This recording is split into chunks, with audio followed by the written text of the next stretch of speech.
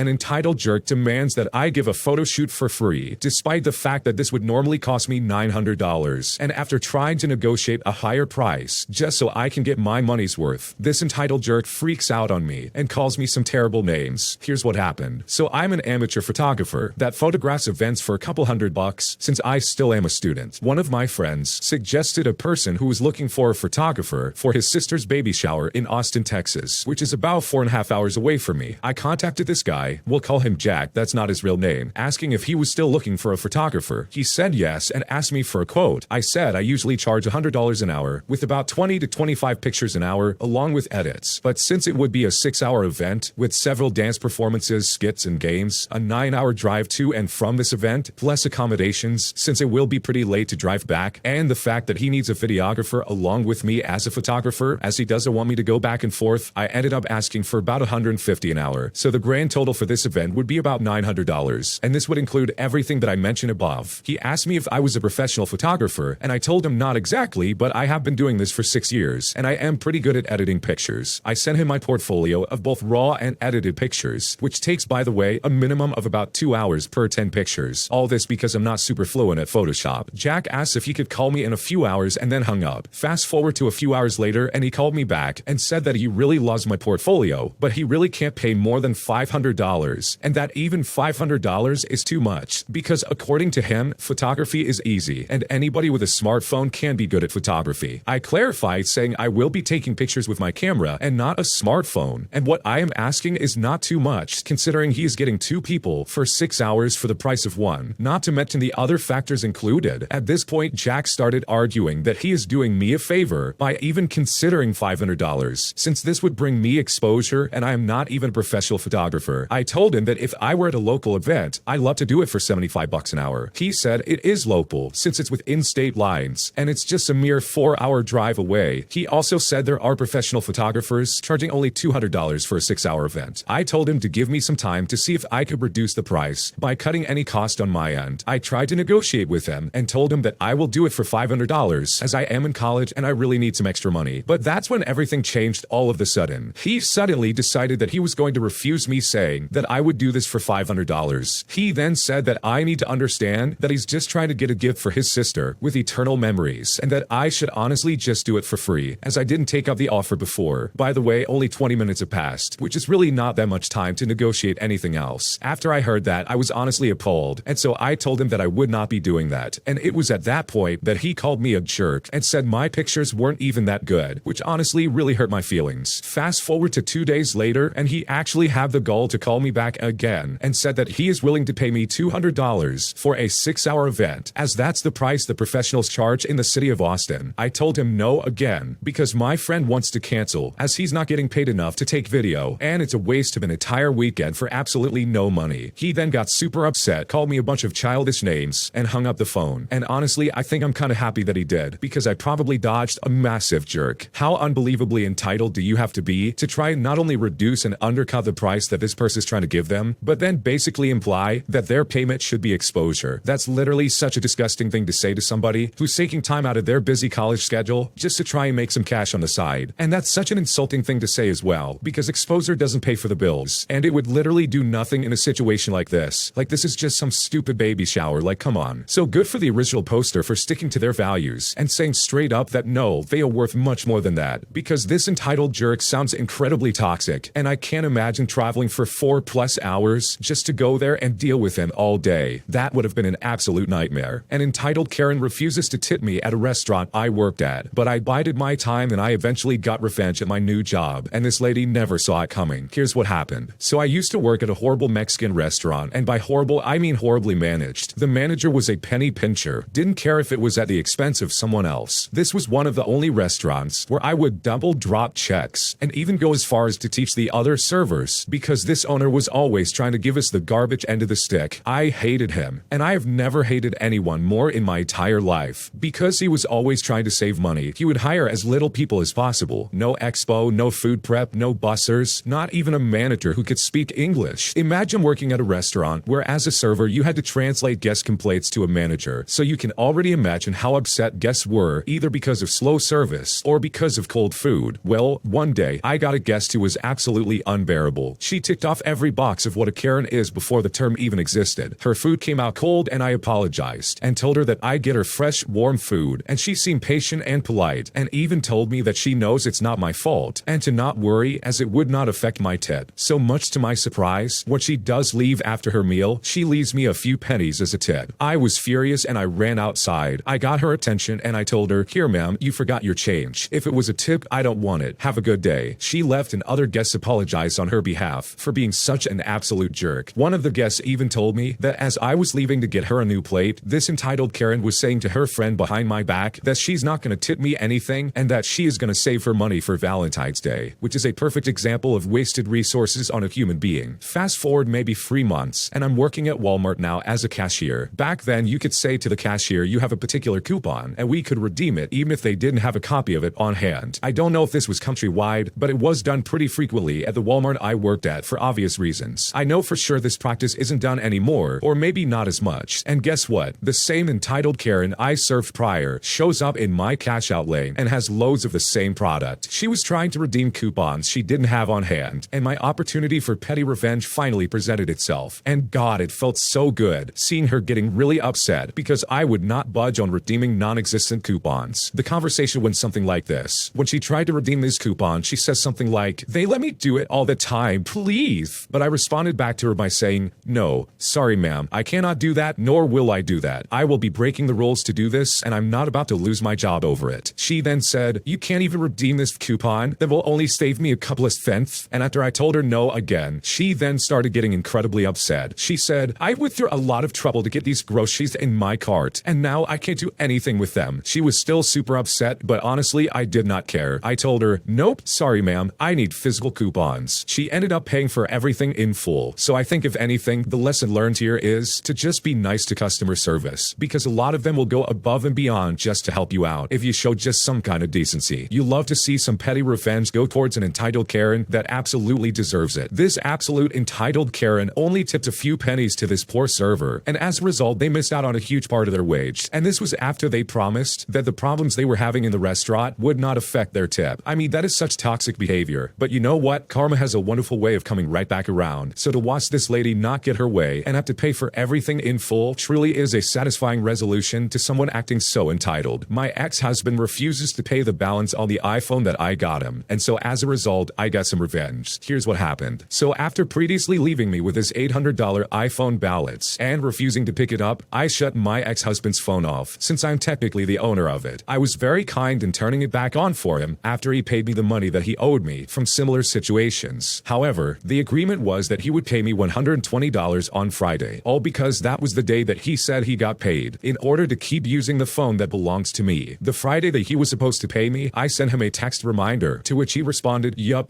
I'm on it." So I sent him my Cash App tag. Approximately 30 minutes later, I offered to provide him with an additional 10 minutes to send the freaking money over before I had to shut down the phone again. So he sent the money over an hour later, give or take a few minutes. But by that time, I had already shut off the phone. Once he realized that it had been shut off, he created a freeway call with me, as well as with him and a representative from the cellular company. He then stated that if the representative could not transfer the remaining balance minus the $120 over to his account during that phone call, he was canceling his service, giving up on the phone number, and giving me the phone back so I could sell it and recoup some of the money that he owed me, if not all of it, hopefully. Unfortunately, things did not go as planned, as in the end, the balance could not be transferred over, and my ex-husband said that he was giving me the phone back when he picked up our son from me later that day. But approximately 30 minutes before I expected him to pick up our son, he called me from a new number and told me that he no longer had the phone and that he obtained a government phone from his mother. He said that he was not willing to tell me any more information and was just saying that he no longer had the iPhone and that I'm still stuck making payments on it. He even had the audacity to mistakenly call me his girlfriend's name during his rant when he said, "You know what? It's gone. You can either accept that or not." The police won't even make a police report because nothing is finalized with a divorce. But despite that, I have my ex-husband convinced that he is facing theft charges, and given his history of doing some nefarious things, as well as having multiple run-ins with the law, he just wants me to drop the charges. So I milked an additional $50 out of him to put towards the remaining $600 that he still owes towards that stupid phone. And I don't expect this to last forever, because I suppose that this will only work as long as he remains stupid. But I'm still pretty upset about the whole ordeal. So as a bit of petty revenge, revenge, I've been taking Sharpies with me to bars and gas stations, and I've been scribbling his new government phone number from his mom in the men's stalls with a note in curly feminine writing, asking whoever reads it that they should call me for a good time, and I honestly don't regret it. Yeah, it's pretty messed up that your ex-husband basically, in my opinion, probably sold that phone off and said, okay, well, too bad, now you gotta pay for it, so I'm really sorry that you have to deal with an absolute moron of an ex-husband, or at least soon to be, because it sounds like the divorce hasn't happened yet. I think if anything, you might be able to call your cell company and ask them to maybe turn off the phone again and tell them that your soon-to-be ex-husband lost it or possibly sold it off, just so he wouldn't have to have any kind of payments towards it anymore. I'm not sure if they can do anything about that, but if anything, I'm sure they could at least brick the phone so that whoever has it can no longer access it. And there might even be a thing where they can just replace the phone and possibly send you a new one. I'm not sure the details of that. You honestly had to call your cell company, but hopefully that gets worked out, because unfortunately, you're going to be stuck dealing with this guy for a long time, and hopefully for the sake of your son, he's at least decent and amicable, just so he can have a good life growing up. I told my girlfriend that we're moving to another state, and she's not giving me a straight answer of if she wants to come along with me, and at this point, I don't know what to do. I just got a job promotion this past week. It's a higher pay, but I have to move from Georgia to California in 2 months. I'm currently in a pretty serious relationship with my girlfriend. We're both 23 years old, and we met in college. We've also been official for a year and a half. I told her recently about the news and told her to really think hard about this situation. She told me that she's never lived with a man before, and she's also never left Georgia before either. So considering all that, she's obviously very hesitant, but she said that she will think carefully about it. I then gave her some reassurance and told her to take her time because it is a big change. She responded by saying that she has so many things to think about and that her moving would mean that she would no longer live with her brother, who helps her out a lot. I offered to help find a roommate, and she replied that she will think very hard about this. I had reached out to her a few days later and checked in to see if she's been thinking about it, hoping to prompt more conversations and concerns about what's going on, as well as to gauge her overall interests in even moving, but she didn't give me a straight answer at all. At this point, I'm getting a bit frustrated. I told her to let me know if it was a no when I first presented the news to her, but she is not really communicating with me on this. I'm starting to have doubts if she's even serious about the relationship at this point. I know that's ridiculous, but all she needs to do is ask me for more time instead of just dodging my questions. Her initial response seems to be interested but scared, and it made me even think of what is keeping her here in Georgia in the first place. I want to give her time and not be pushy, but I realize it's only been 72 hours since I asked her, but that's enough time to at least give me a direction of yes or no. Like, she's not even asking more questions. Do I need to give her more time? I know I told her to take her time and I want her to, but I sort of need an answer relatively soon because I need to plan if I'm moving into a 1-bedroom or a 2-bedroom apartment, amongst other things associated with the move. Part of me thinks that her answer was yes, but first let me think this over. At least that's how I took it initially, but now that she's not following up, I honestly don't know what's going on. And at this point, I don't know what to do. It sounds like the original poster is being incredibly pushy. I mean, you're asking her to move away thousands of miles across the country, and you then pop back in after 3 days and say, hey, so what do you think? You want to go? Like, that's obnoxious in my opinion. And I really think the original poster needs to take a step back. You said give her time. Well, then give her time. Let her think this through. She probably has friends and family and all sorts of people, all in Georgia, literally her entire life, most likely. You're asking her to uproot her entire life and go out to California with you. And that, in my opinion, takes a lot more than just 3 days to think about. So seriously, take a step back, give her some time to breathe, and just take this at her pace, because this is not an easy decision to make. And in my opinion, I think you're being just a little too pushy. Today, I messed up by getting scammed out of $2,000, and I feel so stupid and I can't believe it. Here's what happened. So I'm a truck driver, and last night, as the title suggests, I got scammed out of $2,000. It happened at a gas station right before Las Vegas. I parked there to go to sleep and shut down for the night. I went down from my truck to walk around and stretch my legs a little bit. As I was walking around, a black SUV pulled up right next to me, and a rich-looking man rolled down his window in a panic. He looked desperate, and his wife was in the backseat crying with her 2 kids. He was asking for help because his wife's purse got stolen in Vegas, and it had all their things in it, like money and their passports. I saw how distraught this guy was acting, so I took $30 from my wallet, and I was going to give it to him just to help out. He pleaded with me that he needed more because he was heading to San Francisco, so he offered his necklace and gold ring. I refused, and I told him to just take the $30 so I could go back to my truck and rest. He kept begging me and offering his jewelry, and at this point I started to feel bad for the guy, so I went to my truck and I got $100. I was going to give this guy $130 for free, and I told him again and again, I don't want his jewelry. I'm literally just trying to help his family. He said he cannot take it for free and offered his jewelry still, but said he would need more money for it. This is when I should have just walked away. Call me foolish and naive, but I just wanted this guy to go away so I could rest. So I figured that if I just gave him like $300, I wouldn't feel guilty easy taking the jewelry, and he could just have enough money to make it to San Francisco. But at this point he kept pleading and begging and adding more jewelry, and before I knew it, I was giving this guy about $750. Then his wife starts crying more and saying that they need more money for new passports and how it's $300 per person and that there's 4 of them in total. The guy offered the last bit of jewelry that he had, which was a Rolex watch that he said cost tens of thousands of dollars. It was at this point that I believe that my greed got a hold of me, because this guy's telling me that he's a rich guy from Dubai and he doesn't care how much the jewelry costs. He's just desperate for cash so they can make it to San Francisco and then get back to Dubai. I don't know much about jewelry, so I thought that if I just give this guy $1,200 for his Rolex watch that I assume was real because he's Mr. Big Shot from Dubai, I could sell the jewelry and get my money back at the very least. So in total, I gave this guy just under $2,000 for 2 gold necklaces, 1 gold ring, and a Rolex watch. I was skeptical, of course, but like I said, I think my greed was clouding my judgment. Once I gave him the money, he began thanking me so much and started offering up a prayer and all this show and tell. He hopped back into his SUV and drove off. I watched him drive off all the way till he went to the freeway, and that's when I realized something. This guy took the freeway entrance going back to Vegas, and that's when my stomach turned, and I knew instantly that I just got lied to. I mean, after all, his whole story was about how he needed to get some money so he could get back to San Francisco. I walked back to my truck, and I laid down trying to process what just happened. I was staring at the jewelry, and then I looked up online of how I could tell if an 18-karat gold necklace was faked, and that's when I saw a news video on YouTube about people getting scammed on the road by some guy from Dubai offering their jewelry for money. The news described exactly what I just went through, and that the jewelry these scammers were using was obviously fake. I feel like a complete idiot, and I can't believe how naive I was to fall for this scam. I never thought I would fall for something like this, especially since I watch scam videos all the time online. So needless to say, I feel like a complete idiot. Yeah, I would feel pretty stupid too. You just wasted $2,000 on fake items. And the fact that this trucker carries around $2,000 with them on the road is not only super irresponsible, but also super dangerous. I'm pretty sure truckers deal with people trying to rob them like all the time. Why would you carry that much cash on you? And to top it all off, you got scammed by these people that have been scamming people all over Vegas. In my opinion, if someone comes up to you in the parking lot in Vegas, it's definitely not the best time to engage with them. I mean, personally, that's my rule for pretty much anywhere I go. My parents also taught me that if it's too good to be true, then it probably is, so you gotta be careful. And this is a perfect example of that, because no one in their right mind would start throwing jewelry out the window just so they could try and get back to San Francisco. I mean, that's craziness. And the fact that this guy was so loaded and rich is another hole in this guy's plan. I mean, if he's that much of a big shot, then he can clearly call somebody to help him out, right? Like, he's definitely got to have some kind of connections with Vegas or something like that, or at least somebody he can call to get some money to fly home. It all seriously is super suspicious, and it's really unfortunate that this guy fell for this. So next time you're in a parking lot and someone comes up to you asking for money, definitely think twice before engaging, because you very well could end up like this guy and lose $2,000 to some fake jewelry. Thanks for watching. When you subscribe, make sure to hit the bell to turn on notifications. To finish listening to all the stories, use the playlist at the top of the description. And the next time you live stream, use the Cream of the Crop music. Search Cream of the Stream on Spotify or whatever platform you use for copyright-free music to use for your next stream.